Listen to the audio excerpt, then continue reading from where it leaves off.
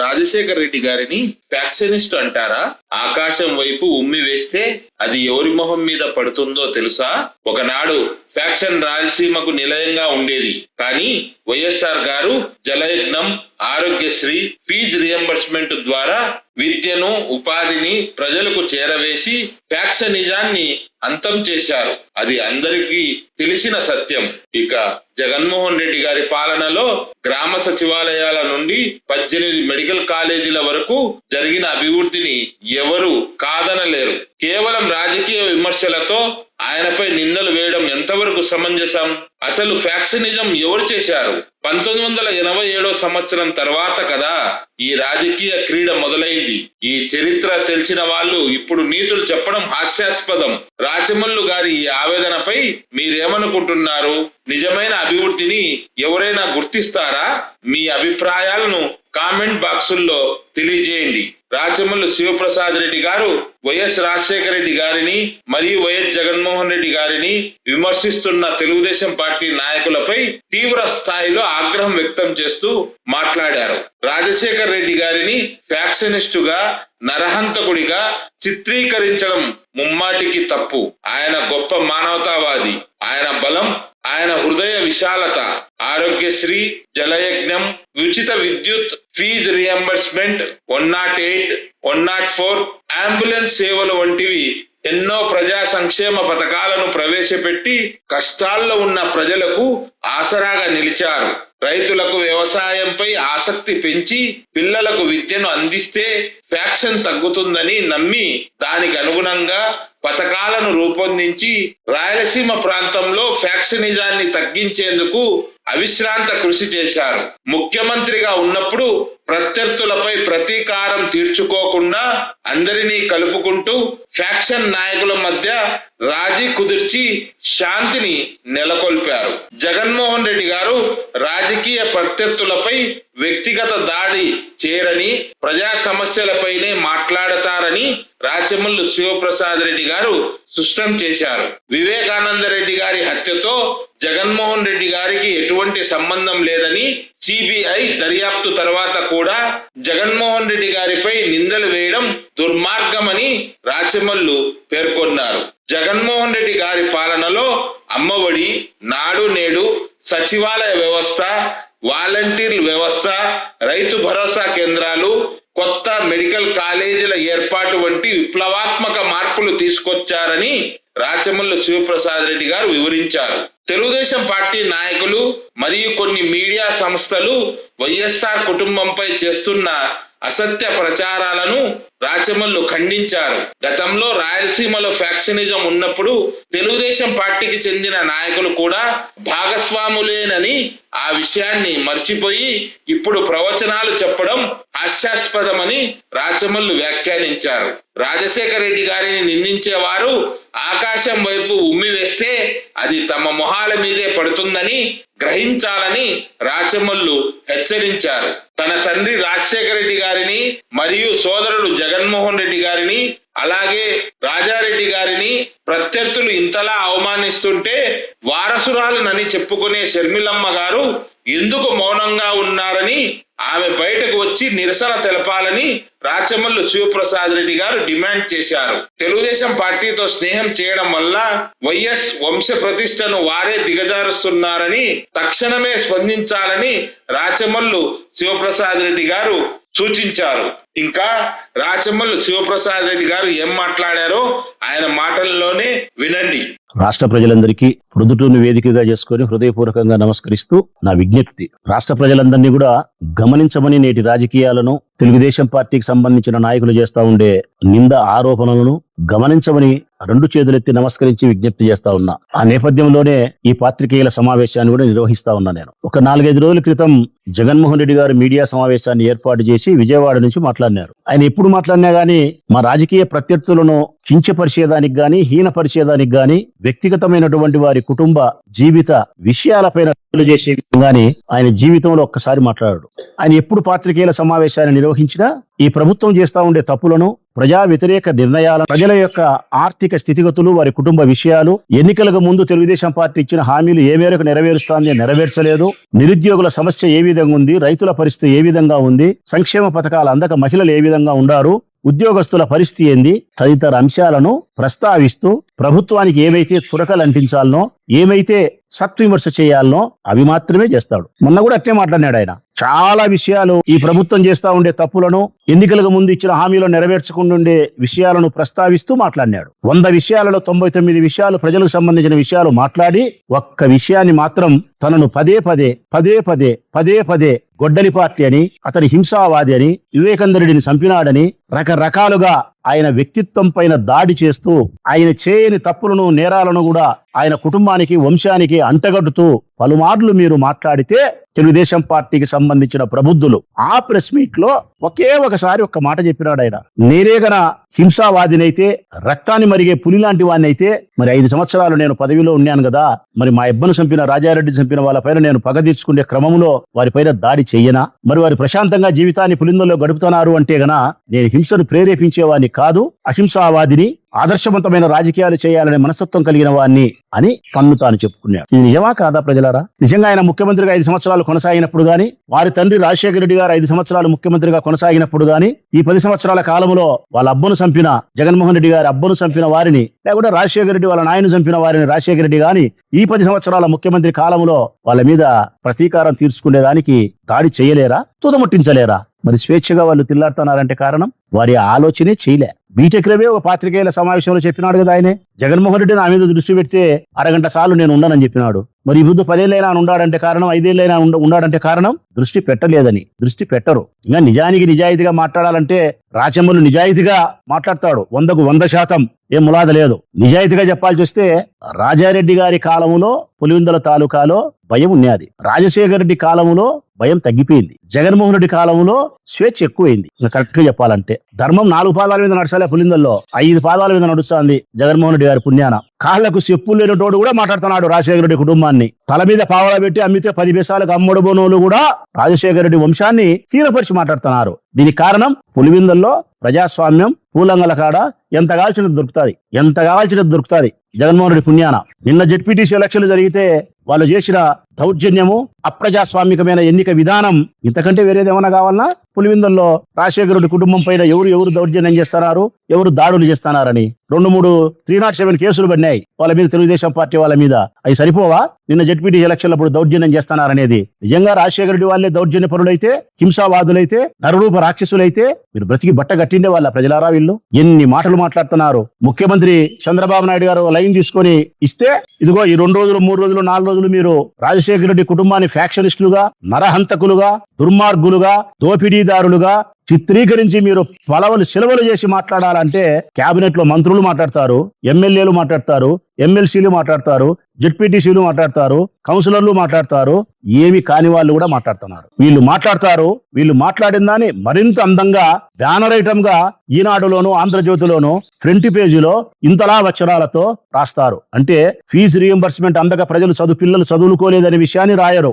ఆరోగ్యశ్రీ లేకపోవడం వల్ల చాలా మంది జబ్బు చేసిన వాళ్ళు మరణిస్తున్నారని చెప్పి రాయరు. రైతులకు సెలవులు వచ్చి ఇళ్ళకాడు ఉండారు, ఇబ్బందులు పడుతున్నారనేది రాయరు. మెడికల్ కాలేజీలు సంకన ఆగిపోయినాయనేది రాయరు. సంక్షేమ పథకాలు ఇయ్యక ఆడవాళ్ళు ఇబ్బంది పడుతున్నారనేది రాయరు. ఉద్యోగులకు ఇచ్చిన హామీలు ఏమైపోయినాయనేది రాయరు. ప్రజలకు అవసరమైన విషయాలను వీళ్ళు మాట్లాడరు. ప్రజలకు అవసరమైన విషయాలను ఆంధ్రజ్యోతి, ఈనాడు రాయదు. గాలికి వదిలేసినారు వీళ్ళు ప్రజలను. ఈ గాలికి ప్రభుత్వం వదిలేసింది. వీళ్ళు మాట్లాడేటోళ్ళంతా గాలి మాటలు మాట్లాడతా వీళ్ళు ఇష్టానుసారం మాట్లాడుతున్నారు. ఇప్పుడు ఆయన మాట్లాడతాడు రాయచోటు నుంచి ఇంతలా వచ్చడాలు. మన ఆయన మాట్లాడతాడు కేశవులు, పయ్యావులు ఆర్థిక మంత్రి. అంతకుముందు ఇంకొక ఆయన మాట్లాడతాడు. నేను అడుగుతా ఉన్నా, నేను వీళ్ళందరినీ కూడా, మీరు 4 గురించి మాట్లాడినారు వీళ్ళు ప్రజలారా. జగన్మోహన్ రెడ్డి గురించి మాట్లాడినారు, జగన్మోహన్ రెడ్డి తండ్రి రాజశేఖర రెడ్డి గారి గురించి మాట్లాడినారు, వారి తండ్రి రాజారెడ్డి గురించి మాట్లాడినారు, రాజారెడ్డి తండ్రి వెంకటరెడ్డి గురించి కూడా మాట్లాడినారు, బ్రిటిష్ కాలం నాటిది. నేను అడుగుతా ఉన్నా, ఆనాడు బ్రిటిష్ కాలంలో వెంకటరెడ్డి గారు, రాజారెడ్డి వాళ్ళ ఆయన బతికినప్పటి నుంచి జగన్మోహన్ రెడ్డి ఉన్నంత వరకు ఏమేమైతే మీరు చెప్పినారో దోపిడీలు, హత్యలు, నేరాలు ఎన్ని ఎట్టంటే మీరు పక్క నుండి చూస్తున్నారా? ఎన్ని మీరు పక్కన కుర్జీ వేసుకొని చూస్తున్నారా? లేకుంటే వాళ్ళు చంపేటప్పుడు మీరు క్లాప్స్ కొడతా ఎంకరేజ్ కానీ అని ఎంకరేజ్ చేస్తున్నారా? ఎట్లా మీరంతా మీరు పక్క నుండి చూసినట్టు అసలు మీరేందో అసలు మీరేంతా ఉన్నట్టు ఎట్లయ్యా మీరు మాట్లాడే మాటలు? టీ బంకుల కాడ, కాకా హోటళ్ల కాడ, పూలంగల కాడ గాలి మాటలు, గాలి నా కొడుకులు మాట్లాడుకునే మాటలన్నీ మాట్లాడి తీసుకొచ్చి రాజశేఖరుడి కుటుంబానికి రక్తపు మరకలు అంటించి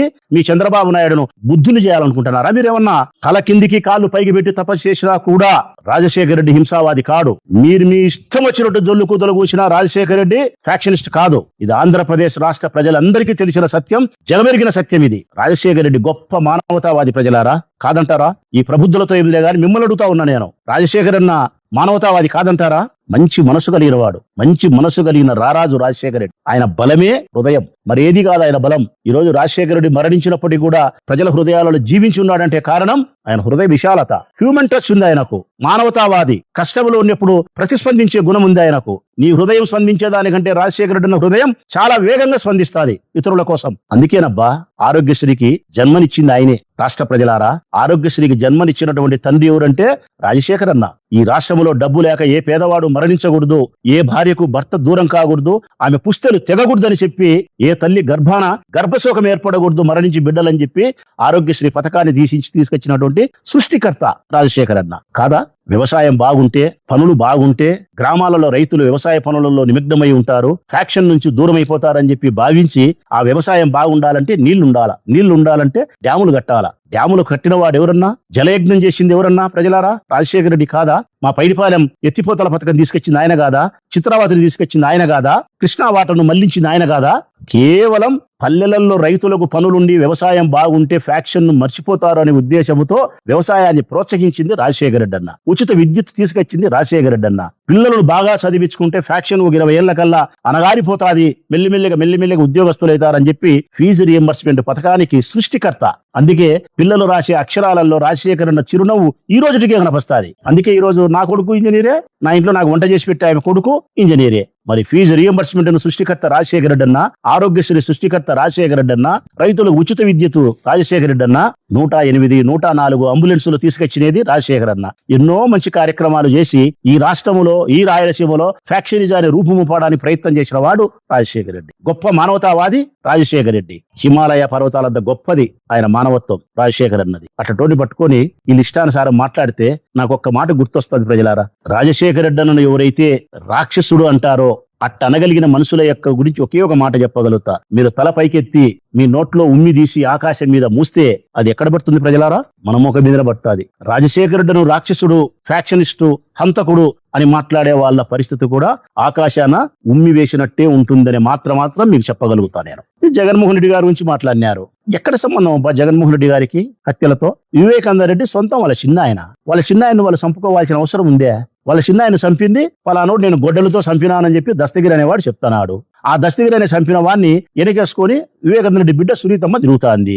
చంద్రబాబు నాయుడుకు వాదించిన లాయరు లూత్రా దస్తగిరి గారిని కూడా వాదిస్తున్నారు. చెప్పబ్బా, దస్తగిరి అనే హంతకుడిని నేను హత్య చేసినానని చెప్తే అతని తరఫున వాదించే లాయర్ ఎవరంటే లూత్రా. ఆ లూత్రా ఎవరంటే సుప్రీంకోర్టులో ఉండే లాయరు, ₹1 కోటి తీసుకునే లాయరు, చంద్రబాబు నాయుడుకి వాదించే లాయరు దస్తగిరికి వాదిస్తున్నాడు. ఐస్ క్రీమ్ అమ్ముకునే వానికి ఎవరు వెనకేసుకొని వస్తున్నారు? సొంతం వాళ్ళ చిన్నాయన వాళ్ళు కోల్పోతే జగన్మోహన్ రెడ్డికి సంబంధం అని చెప్తారా? జగన్మోహన్ రెడ్డిని విచారించాల్సిన అవసరమే లేదని సుప్రీంకోర్టు చెప్పిన తర్వాత, జగన్మోహన్ రెడ్డిని భారతమ్మని విచారించాల్సిన అవసరమే లేదని సిబిఐ చెప్పిన తర్వాత కూడా ఆ హత్యను మీరు ఆయన మీదకి దొబ్బే ప్రయత్నంలో మీ ఇష్టానుసారం గాలి మాటలు మాట్లాడితే అవి నిజాలని ప్రజలు నమ్ముతారా? జగన్కి ఎక్కడ సంబంధం ఉంది? ఏ హత్యతో సంబంధం ఉంది? ఇప్పుడు చెప్తా ఉన్నా నేను, జగన్ చేతులు ఎప్పుడూ పరిశుభ్రంగానే ఉన్నాయి. జగన్ హృదయం ఎప్పుడూ తెల్లటి పేపర్ లాగానే ఉంది, నిర్మలమైనటువంటి హృదయంతో ఉంది. ఈ రాష్ట్రానికి ఏదో చేయాలని తపన ఉంది ఆయనకు, ఎంతో చేయాలని తపన ఉంది. ఈ రాష్ట్రంలో మార్పు తీసుకురావాలనే సంకల్పం ఆయనలో ఉంది. అందుకే సంస్కరణలకు శ్రీకారం చుట్టినాడు. మీ 40 ఏళ్ల ఇండస్ట్రీ కలిగిన చంద్రబాబు నాయుడు, అంతకంటే ముందుండే చాలా మంది పదుల సంఖ్యలో ఉండే ముఖ్యమంత్రులు సాధించలేని ఘనమైన విజయాలను ఈ రాష్ట్రానికి అందించినటువంటి గొప్ప నాయకుడు జగన్మోహన్ రెడ్డి. ఆయన హృదయంలో నుంచి, ఆయన మెదడులో నుంచి పుట్టిన ఆలోచనలే అమ్మఒడి, నిరక్షరాస్యతను సంపూర్ణంగా రూపుమాపాలా, అక్షరాస్యతను పెంచాలా, కేరళ కంటే గొప్ప రాష్ట్రంగా చదువులో తీసుకురావాలని చెప్పి భావించినాడు. కాబట్టి గత ముఖ్యమంత్రులు ఎవరు చేయలేని పని జగన్మోహన్ రెడ్డి చేసినాడు. కాబట్టి అమ్మఒడి వచ్చింది.